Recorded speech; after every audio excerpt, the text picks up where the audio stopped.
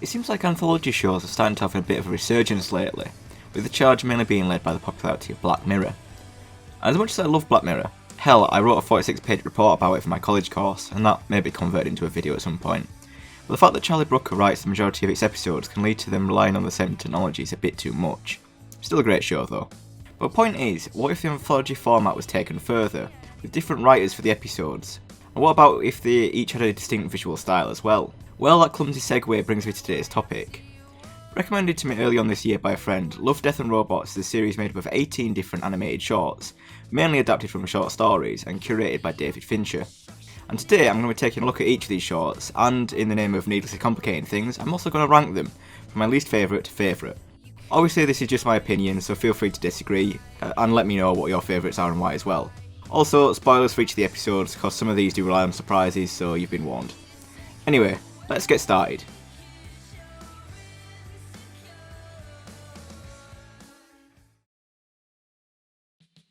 Number 18, Sucker of Souls. Well, suck is the operative word. The story here is a pretty familiar one. Excavation of an ancient tomb releases a murderous evil. Sound familiar? Well, if you've seen that story in any other form of media, you won't be getting anything new from this episode. Some of the voice acting is a bit hit and miss, and this lady's pretty bad in particular. Yeah, I know it saved my life a few times. Cut the shit, Gary. There's a fucking monster out there, and it was gonna eat our asses. Something was gonna eat your ass. But Fred Tatasciore was pretty decent as the main guy, although I spent most of the episode trying to remember where I recognised his voice.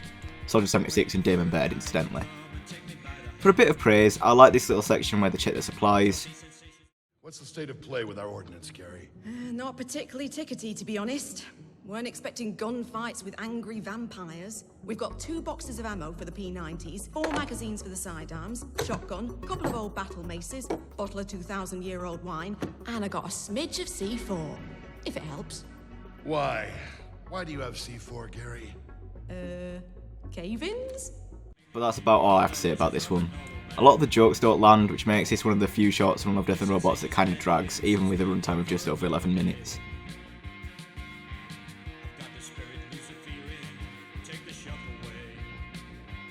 Number 17, The Dump. As one of the shortest episodes of the series, I can probably be quite brief in my summary here. A guy comes to a junkyard to evict its tenant. He agrees to leave if the official will listen to his story. He begins talking about the time that he found a monster made of junk in the yard, which he then befriended. And said junk monster then eats the council bloke. The end. The animation is pretty decent, and there are a couple of okay jokes early on, but overall it's pretty forgettable, so I don't really have much to say about this. It's alright.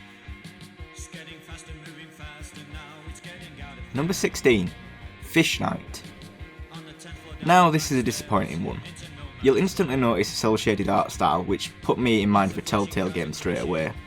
The story centres on 2 salesmen who are stranded in the desert, which apparently used to be a seabed. During the night, they awake to see the ghost of the former residents of the ocean before the younger salesman gets eaten by a ghost shark. No, not that one. Admittedly, I probably spoiled this episode for myself by coming up with what I believe is a better ending than the one we actually got. I thought the direction we were heading in was that the fish were some sort of hallucination that the salesmen were experiencing as they were dying of the heat in the desert, and the final shot was going to be them dead in their car or something. But no, the ghost sharks were apparently real, and the young guy got eaten while the other one was fine, and that just felt like a bit of a letdown for me. I felt like there was going to be some more great revelation, but no, it's just fish, I guess. I will say though, the animation is really nice, and some of the lighting effects are really, really great. So it's just a shame that the story let it down a little bit, in my opinion.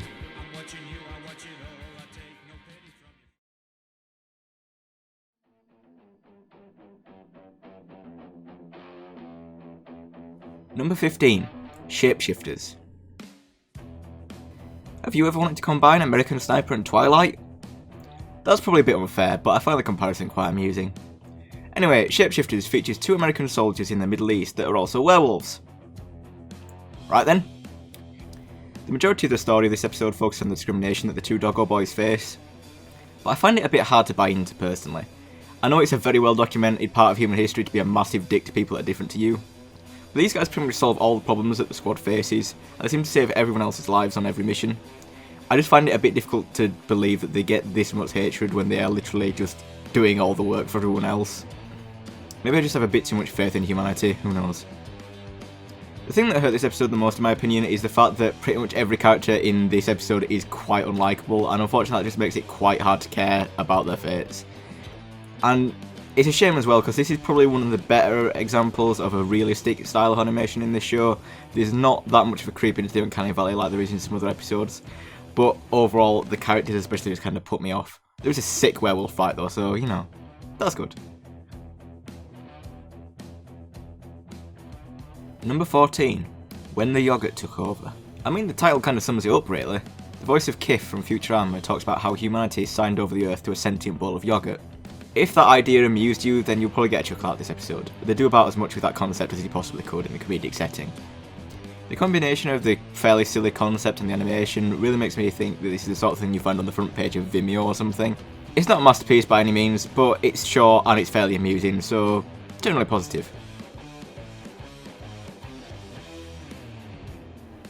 Number 13, Lucky 13.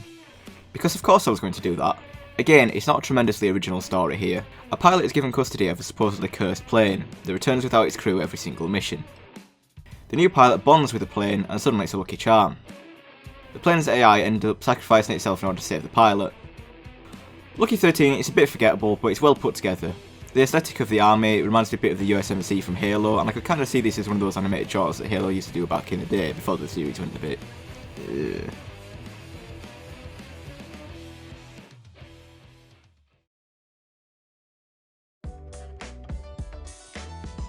Number 12, Sunny's Edge. Sunny's Edge is a collection of cliches used to justify having a sick monster fight. Sunny is a woman with a horrific backstory which makes her better at piloting a giant monster in a giant monster fighting league. As with shapeshifters, a lot of the characters here are pretty unlikable, some intentionally and some not so much. So this episode would probably find itself a lot further down this list were it not for how good the monster fight section was. It's definitely worth watching that bit, although you could probably skip the bit that comes before and after it. Number 11, Alternate Histories. What if Hitler died before World War II? That's what Alternate History covers, along with a few other butterfly effect scenarios. It's pretty silly and amusing, which combined with its crudeness makes it seem like a high production value Newgrounds animation. It can get a little repetitive even with a short runtime, but there are still laughs to be had here.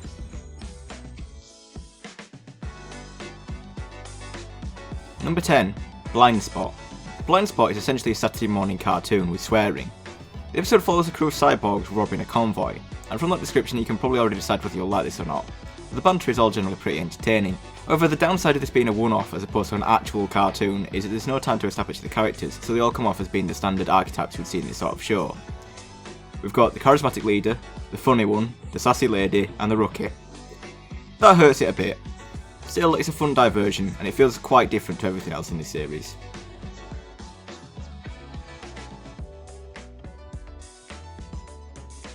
Number 9, Ice Age. This is the only live-action episode of the series, as Mary Elizabeth Winstead and Topher Grace find a rapidly evolving society contained in their fridge freezer. Look, just don't question it, alright? Honestly, this episode's far more entertaining than that concept should allow, and it's mainly due to the acting of the two stars, who accept the situation pretty quickly and just enjoy watching the rise of mankind happen next to a pack of Asda frozen pizzas. Also, it's got Ramona Flowers in it, of course I'm going to enjoy it. Number 8, Suits.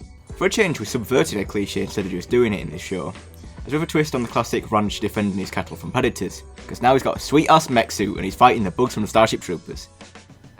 While it's one of the longer episodes of the show, it makes better use of that time than a lot of the others do, actually getting to care about the characters and thus making them facing the overwhelming odds of the show far more impactful than it would have otherwise been. My only real disappointment for this episode is that for some reason the animation doesn't seem to have enough separate frames, making it look like a video game with a slowdown. This leads to the movement being a bit jerky and not as smooth as it could have been, which leads to some distractions during the episode. Still, it's fairly emotional and you care about the characters, and the fight scenes again are pretty good.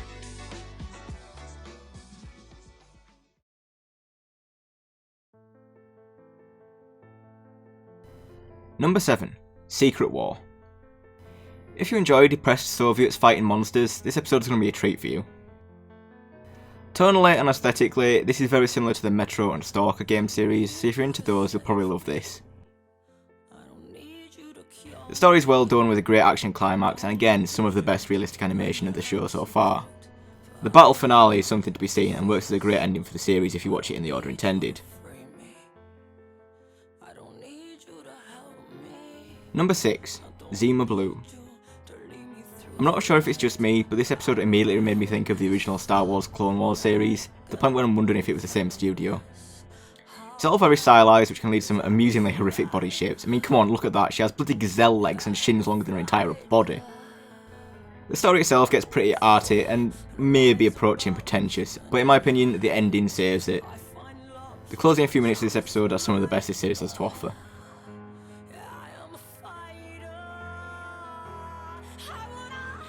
Number 5. 3 Robots. The first episode of an anthology series that you see is always the most important. I'm sure Black Mirror lost many potential fans by leading with an episode about the Prime Minister shagging a pig. Spoilers, sorry. But yeah, if you were to try and show Love, Death and Robots to someone, I'd recommend starting with this episode.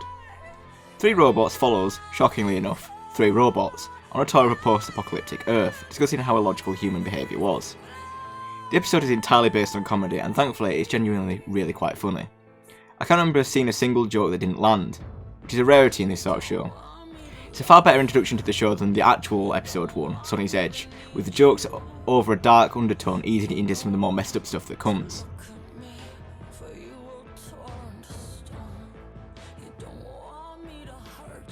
Number 4. Helping Hand. We're in the big hitters now. This time we have an astronaut alone in space, who, thanks to an accident, is floating away without any means of propulsion and has to think of a drastic way to save herself. There's a bit of an influence of the last third of Alien here, and we even get a name drop of the planet LV-426. Jockey Mother, this is Anthem. I'm on station at satellite LV-426. Copy, Anthem, we got you monitored. The episode has a great slow build of tension, up to a pretty genuinely disturbing climax, helped once again by some good animation. Thumbs up. Well, thumb up, I guess.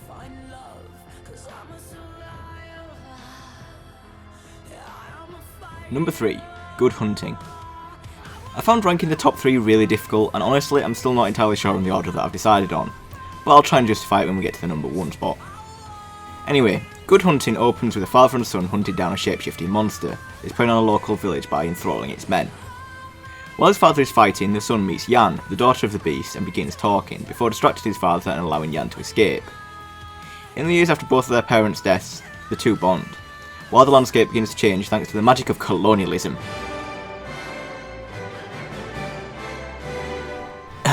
Sorry, I got a bit carried away there.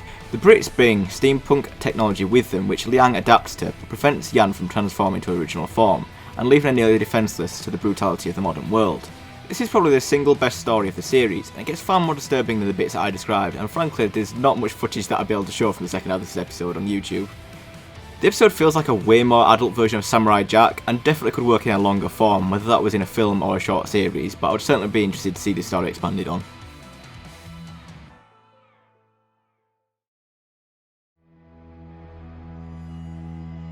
Number 2. Beyond the Aquila Rift.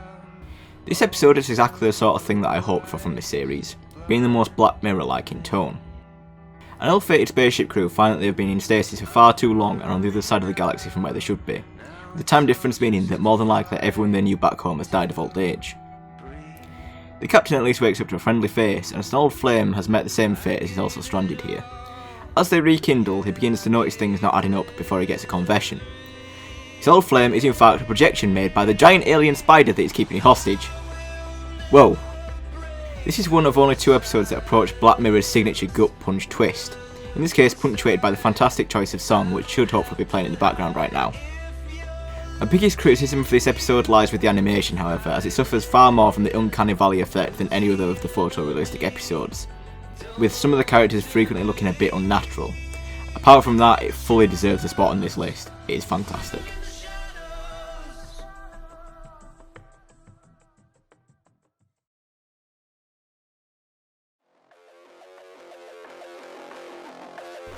And finally, number 1, The Witness.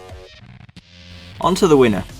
Firstly, I adore the aesthetic and theming of this episode. I love cyberpunk stuff, and I bet you can probably guess what my most anticipated game at the moment is. So that probably weighs a little into my ranking, but I'll get more into that after we look at the plot. This is one that you absolutely need to see going in blind. So we're going to get a Brucey bonus spoiler warning here. 3, 2, 1, okay. So we open up with a woman witnessing a murder happening in the building across from her. The victim in that case looking strikingly like her. The killer notices and immediately gives chase. This chase makes up the majority of the episode, but the ending is what really needs to be talked about here. The chase loops back around to the building where the murder took place, where the woman tries to hold off the killer with a pistol that she acquired earlier. A struggle ensues in which the woman shoots the man dead. She turns to the window to see the man that she just killed has witnessed the murder, and she begins to run after him, starting the cycle again. Despite the middle of this episode dragging a little bit, this ending is absolutely fantastic. The reason that this comes in at the number 1 spot, despite being slightly weaker than the last 2 in the rankings, is the ending. This ending is what stuck in my mind, even 6 months down the line from initially watching the series, and it's one of the main reasons that I wanted to discuss this show in the first place. More people need to see this. I think the main reason that I like this show, and the reason that I want more people to see it to encourage more to get made, is the variety that it offers. This format really encourages that sort of experimentation, especially with the shorter length of the episodes. There's only one episode of Black Mirror that I dislike, and despite it being the shortest episode of the show, it's a slog to make it through any time I decide to rewatch the series, and that's something that you don't really get with Love, Death and Robots. Despite the variety in subject matter and styles, which pretty much guarantees that there will be some episodes that you don't like, and trust me, I don't love every episode of this show. There's some that were a bit of a slog to get through again, but at the end of the day, all of them are under 20 minutes, hell, most are under 10. None of them really outstay their welcome. You can quickly move on to the next one and it's all forgotten. A second series is already in the works at the moment, so maybe I'll make another video like this down the line, but I'm definitely looking forward to what else will come from this. Thanks for watching. As I said, feel free to let me know what your favourite episode was and which one you didn't like the most. I'm up for discussion, this is all very subjective of course. I quite like the idea of ranking things like this, but I think it only really works with anthologies. As I say, there's a Black Mirror thing that I've got kind of in the works at the moment. I may not be a direct conversion of the thing that I wrote for my college course. I'm more thinking that I'll just do kind of similar to this and just rank all the episodes to date, so if you'd be interested in that, let me know. But yeah, anyway, thanks for watching. You can subscribe to the channel to see more videos on the way.